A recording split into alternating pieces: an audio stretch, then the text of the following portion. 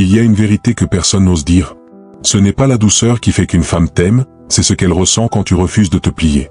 Elle ne cherche pas ton amour, elle cherche ton autorité émotionnelle. Car au fond, ce qu'elle désire vraiment, ce n'est pas un homme parfait, mais un homme qu'elle ne peut pas dominer. Elle ne t'aimera que si tu oses la briser. Selon Machiavel.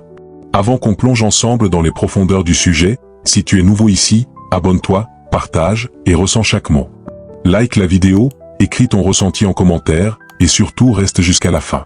Car parfois, la révélation ne vient qu'à la dernière phrase. Le mensonge de la douceur. Celui qui veut être aimé finit par servir. On t'a appris à plaire. Depuis l'enfance, on t'a façonné à être aimable, poli, attentif. Tu as cru que l'amour se gagnait par la bonté, que le respect naissait du sacrifice, et que la douceur était le langage du cœur.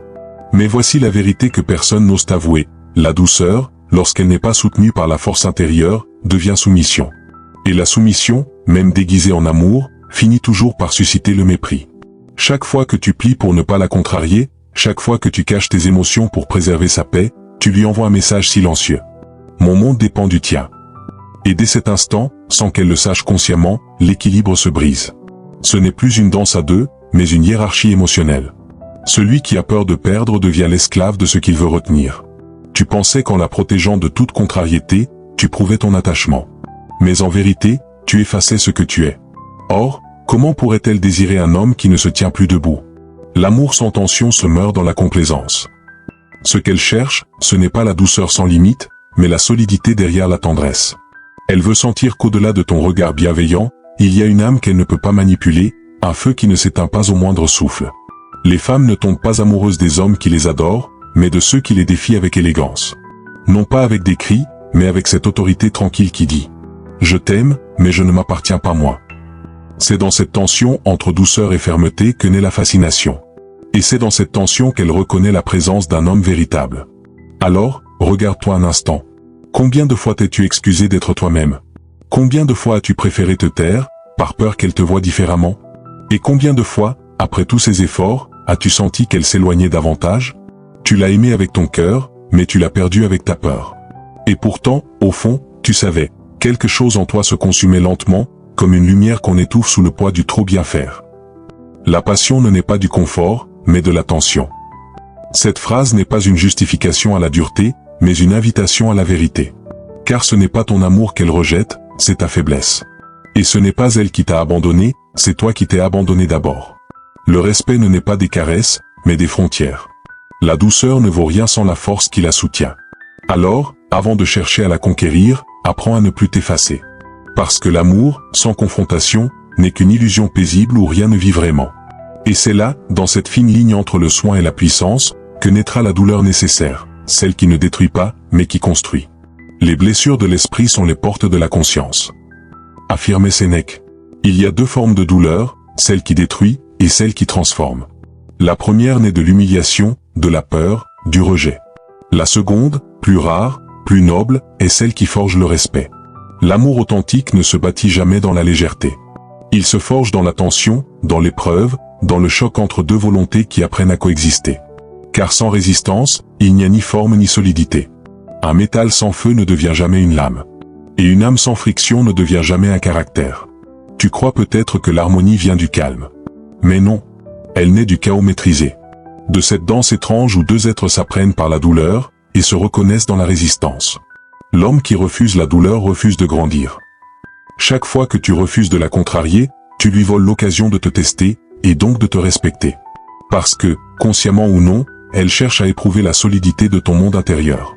Lorsqu'elle t'attaque, te provoque ou te pousse à bout, ce n'est pas toujours pour te blesser. C'est parfois pour s'assurer que tu existes vraiment. Elle veut sentir tes limites, voir si tu te tiens encore debout lorsque tout tremble.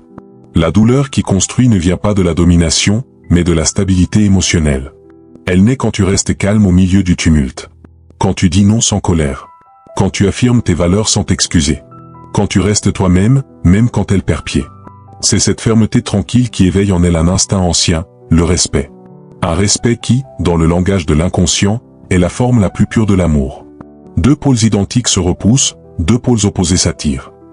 L'homme et la femme ne s'unissent pas par ressemblance, mais par complémentarité. Et quand tu cherches à être comme elle émotif, malléable, trop compréhensif, tu perds la polarité qui attire. Mais lorsque tu restes ancré, quand ta paix résiste à ces tempêtes, elle se sent en sécurité dans ton ancrage. C'est paradoxal, la douleur qu'elle ressent devant ta fermeté devient le ciment de son attachement. Elle te respectera pour ce qu'elle ne peut pas briser. Et ce respect, à son tour, nourrira un amour plus profond, plus vrai, plus durable. La douleur n'est donc pas une ennemie, mais une maîtresse exigeante. Elle teste, elle épure, elle révèle. Et celui qui l'affronte sans fuir devient, aux yeux de la femme, un homme rare, un repère dans un monde instable. Cette douleur, c'est celle de la maîtrise. Ce n'est pas celle qui écrase, mais celle qui sculpte. C'est la douleur du feu qui façonne l'or, celle du silence qui forge la voix intérieure, celle du refus qui révèle la valeur de ton oui. Alors, cesse de la craindre. Apprends à l'habiter. Car ce n'est que dans cette tension entre vulnérabilité et fermeté que naît l'amour véritable, celui qui élève plutôt qu'il n'asservit. Et lorsque tu comprendras cela, tu découvriras un autre visage du pouvoir, celui qui ne se crie pas, mais qui se tient. L'autorité qui n'est pas démontrée finit toujours par être testée. Selon Machiavel, il existe une forme de pouvoir qui ne se montre pas. Un pouvoir sans cri, sans domination, sans menace. Un pouvoir qui ne s'impose pas par la force, mais par la cohérence. C'est ce pouvoir que les faibles confondent avec le silence. Mais le silence, lorsqu'il vient de l'assurance, n'est pas un vide. C'est une présence. Une force invisible qui oblige le monde à se réorganiser autour d'elle. Un homme qui a compris cela n'a plus besoin de hausser la voix. Son regard suffit. Son calme devient une frontière.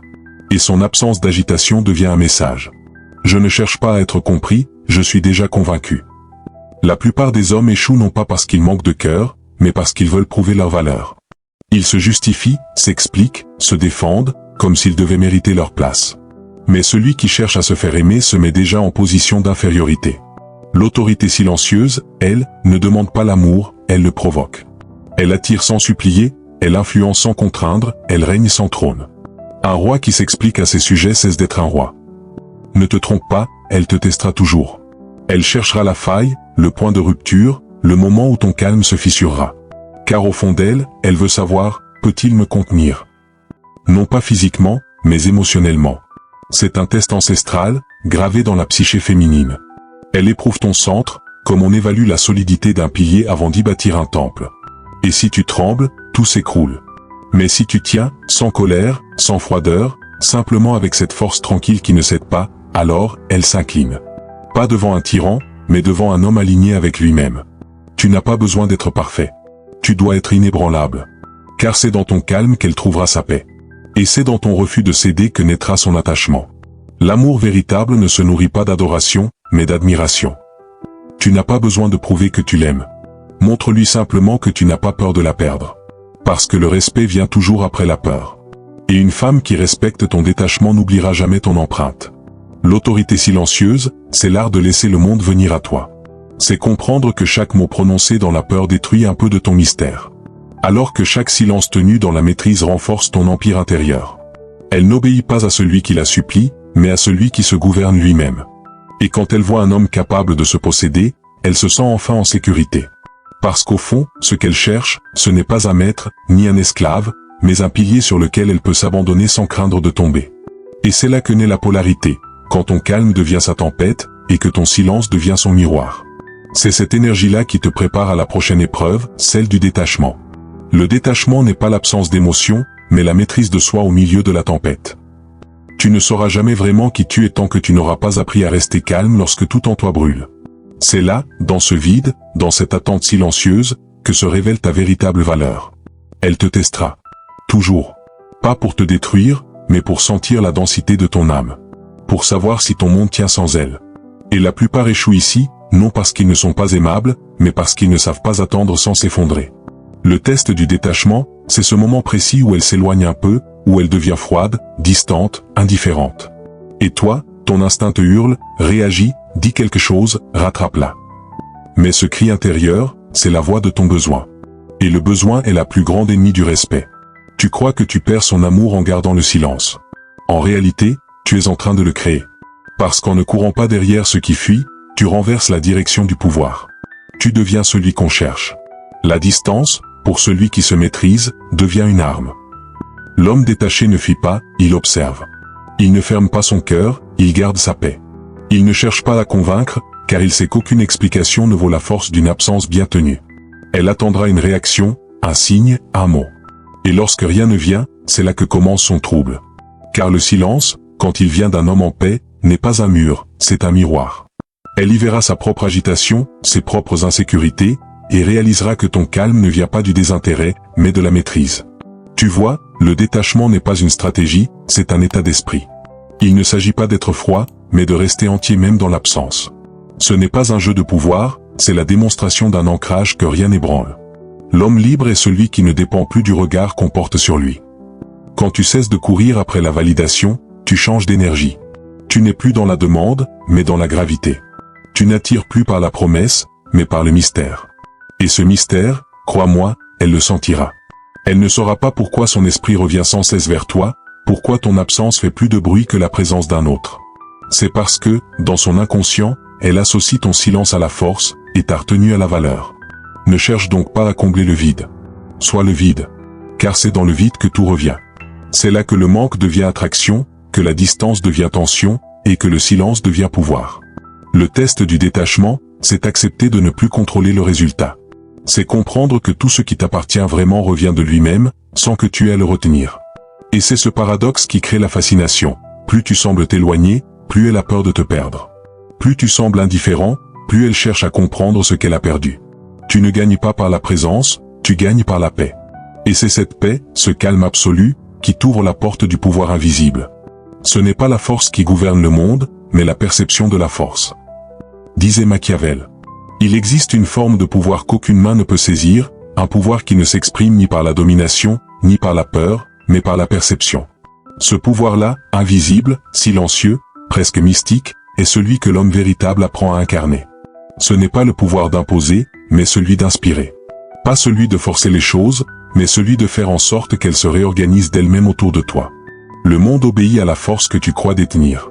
Et les êtres humains, sans même s'en rendre compte, répondent à l'énergie de celui qui ne doute pas. Tu veux savoir ce qui attire une femme? Ce n'est pas ta beauté, ni ton argent, ni même tes mots. C'est ton rapport à toi-même. C'est la façon dont tu tiens ton regard, dont tu te tiens debout dans le silence, dont tu sembles ne jamais chercher à convaincre. L'autorité véritable ne se décrète pas. Elle se ressent. Le pouvoir invisible n'est pas une attitude, c'est un état d'être.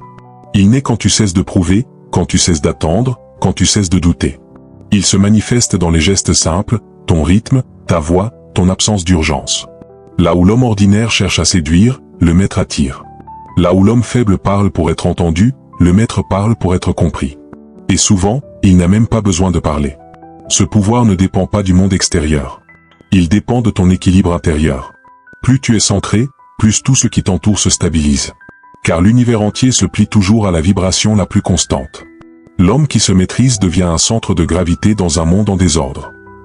Le pouvoir invisible, c'est ce magnétisme tranquille qui pousse les autres à vouloir ton approbation, sans que tu n'aies jamais à la leur donner.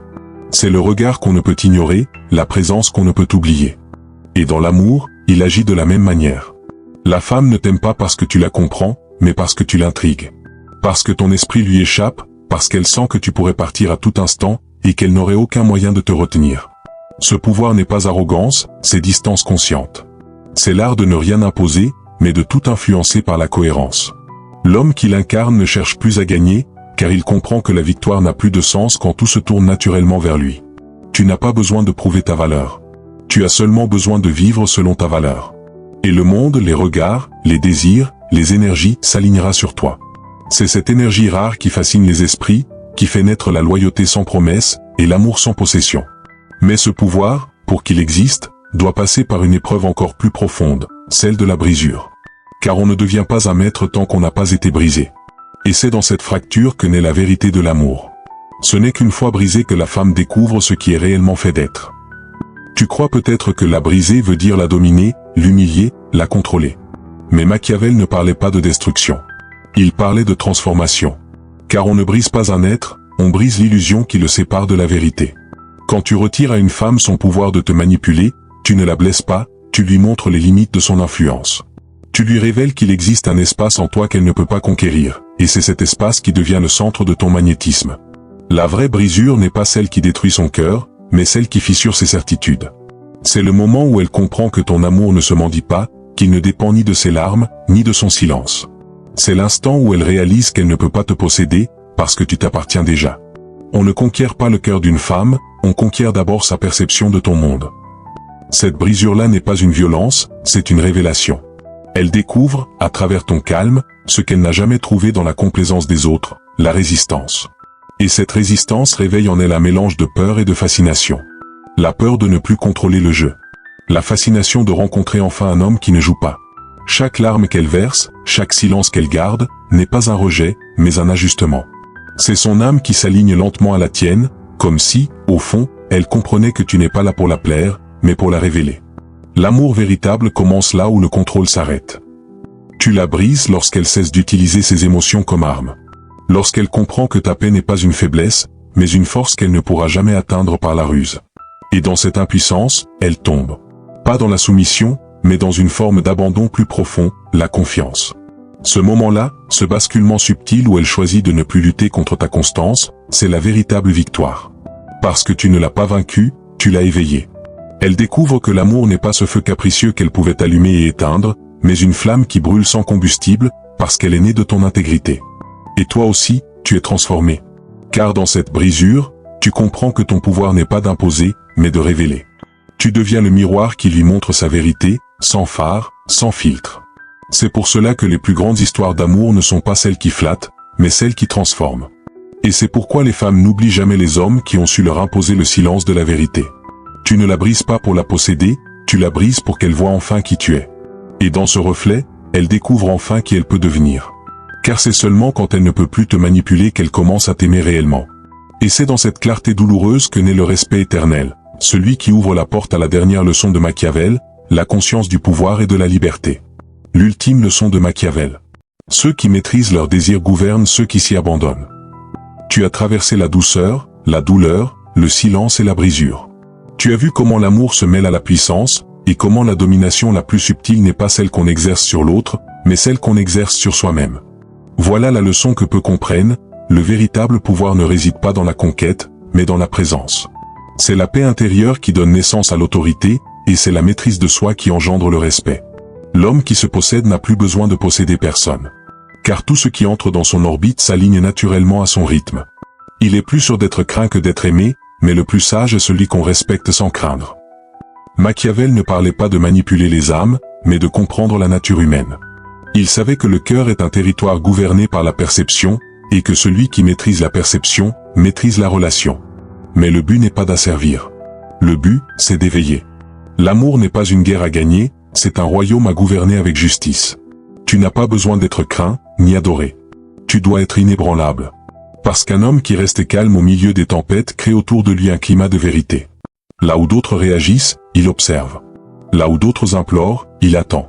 Et cette attente, ce silence, cette paix, deviennent un enseignement en soi. La sagesse suprême, c'est la force déguisée en calme. Ce que Machiavel avait compris, c'est que la nature humaine est gouvernée par la rareté. Ce que l'on ne comprend pas, on le désire. Ce que l'on ne peut pas dominer, on le respecte. Et ce que l'on ne peut pas posséder, on finit par aimer. Voilà pourquoi la distance est un langage. Voilà pourquoi le mystère attire plus que les mots. Parce que le manque crée l'imagination, et l'imagination est plus puissante que la réalité. Mais attention, le pouvoir sans conscience devient poison. La domination sans amour engendre la peur, et la peur détruit tout ce qu'elle touche. C'est pourquoi la véritable maîtrise consiste à unir le feu et la sagesse, la fermeté et la compassion, le pouvoir et la foi. L'homme accompli ne cherche plus à manipuler le monde et il le comprend. Et parce qu'il le comprend, il n'a plus besoin de le contrôler. Il a appris que l'amour n'est pas la dépendance, mais la liberté dans la présence. Qu'une femme ne suit pas celui qui la domine, mais celui qui l'élève sans la trahir. Celui qui se connaît lui-même devient intraitable pour les illusions. C'est là le sommet de la pensée machiavélienne appliquée à l'amour. Comprendre que la puissance véritable ne sépare pas, elle unit. Elle n'écrase pas, elle révèle. Et si un jour elle t'aime vraiment, ce ne sera pas parce que tu l'auras conquise, mais parce qu'en ta présence, elle aura senti qu'elle pouvait tomber sans s'effondrer. Tu ne l'auras pas brisée, tu l'auras révélée.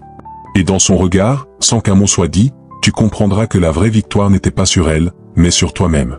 Au fond, tout ce que Machiavel cherchait à révéler, ce n'est pas comment conquérir une femme, mais comment se conquérir soi-même. Parce que celui qui se possède, n'a plus besoin de posséder personne. Et c'est justement pour cela qu'on cherche à ne jamais le perdre. Si tu ne t'es toujours pas abonné, fais-le maintenant.